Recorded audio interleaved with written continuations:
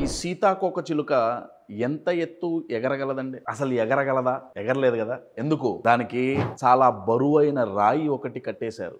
మనకు చూడటానికి అది చాలా చిన్నది కావచ్చు, కానీ సీతాకోకచిలుకతో పోల్చుకుంటే దానికి అది చాలా బరువైనది. దానికి ఎగరాలనుంది, కానీ ఎగిరే కెపాసిటీ ఉంది, కానీ ఆ బరువు ఏదైతే కట్టేసిందో అది గుంజేస్తుంది. నేను ఈ ఎగ్జాంపుల్ ఎందుకు ఇస్తున్నానంటే, మనందరికీ ముందుకెళ్లాలని ఉంటుంది. లైఫ్లో అయినా సరే, బిజినెస్లో అయినా సరే బెటర్ అవ్వాలని ఉంటుంది. Better relationships, better finances, better health, అన్ని రంగాలలోనూ బెటర్గా అవ్వాలని ఉంటుంది. ఆ బెటర్ అవ్వాలి అంటే మనం ఒక దాన్ని స్వాగతించాలి. దాని పేరే మార్పు. చాలా మంది మార్పును స్వాగతించడానికి రెడీగా లేరండి. మార్పు అనగానే మైండ్ ప్రతిఘటిస్తుందే తప్ప, అవాయిడ్ చేయడానికి ట్రై చేస్తుంది తప్ప, మారటానికి రెడీగా లేదు. మనకు తెలుసు మారితే మన జీవితం బాగుంటుంది.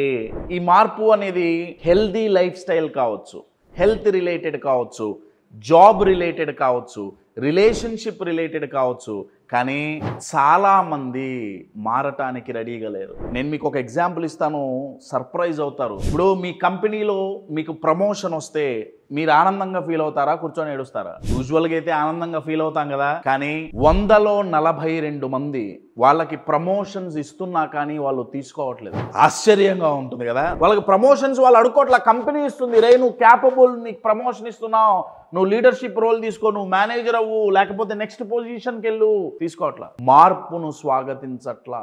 మనకు తెలుసు మారితే లైఫ్ బాగుంటుంది, చాలా బాగుంటుంది, కానీ మారటానికి మైండ్ సహకరించదు.